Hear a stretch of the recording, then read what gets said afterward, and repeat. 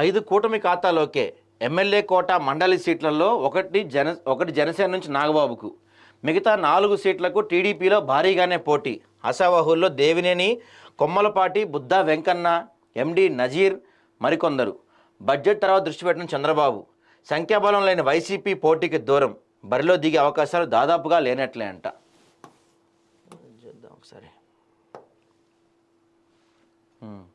మొత్తం 5కు 5 కూటమికి వచ్చే అవకాశం ఉంది. సో ఎమ్మెల్యే కోట ఎమ్మెల్సీ ఎన్నికల షెడ్యూల్ సోమవారం విడుదల నేపథ్యంలో టీడీపీ ఆశావాహుల్లో నేతల్లో సందడి మొదలైంది. ఎమ్మెల్యే కోట ఎమ్మెల్సీలుగా ఉన్న యనమల రామకృష్ణుడు, జంగా కృష్ణమూర్తి, దువ్వారపు రామారావు, పర్చూరి అశోక్ బాబు, బి తిరుమల నాయుడు పదవీ కాలం మార్చి 29తో ముగియనుంది. ఖాళీ అవుతున్న 5 ఎమ్మెల్సీ స్థానాల్లో ఒక స్థానాన్ని జనసేన కేటాయించారు. జనసేన అధినేత పవన్ కళ్యాణ్ సోదరుడు నాగబాబును కేబినెట్లోకి తీసుకుంటామని ఇప్పటికే సీఎం ప్రకటించారు. ఆయన ఎమ్మెల్సీగా ఎన్నికయ్యాక మంత్రి పదవి ఇవ్వాలనే యోచనలో ఉన్నారు. ఈ నేపథ్యంలో జనసేనకు ఒక సీటు ఖాయమైంది. మిగిలిన 4 స్థానాల్లో టీడీపీ అభ్యర్థులే పోటీ చేయబోతున్నారంట. కులాల సమీకరణ పరిగణలోకి తీసుకోవడంతో పాటు పొత్తులో భాగంగా సీట్లు త్యాగం చేసిన వాళ్ళకి తర్వాత వైసీపీ నుంచి వచ్చిన వారికి చంద్రబాబు ప్రయారిటీ ఇచ్చే అవకాశం ఉందంట.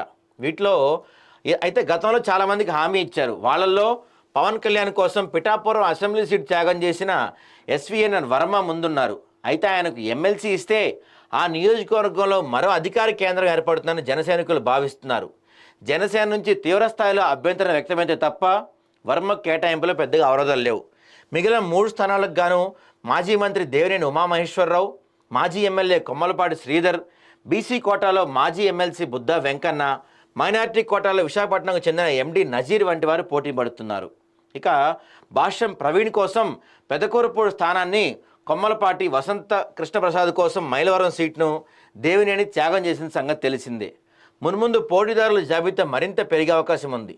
సో ఈ బడ్జెట్ అయిపోయిన తర్వాత వాళ్ళపై దృష్టి పెడతారంట. వైసీపీ నుంచి వచ్చిన వాళ్ళకు కూడా అవకాశం ఇచ్చే పరిస్థితి ఉంది. మరి వైసీపీ నుంచి వచ్చిన వాళ్ళకి అవకాశం ఇస్తే ఎప్పటి నుంచో పార్టీ నమ్ముకొని ఉన్న వాళ్ళు కొంత అలిగే ఛాన్స్ ఉంటుంది. మరి చూడాలి, టీడీపీలో ఏదైనా సాధ్యమే.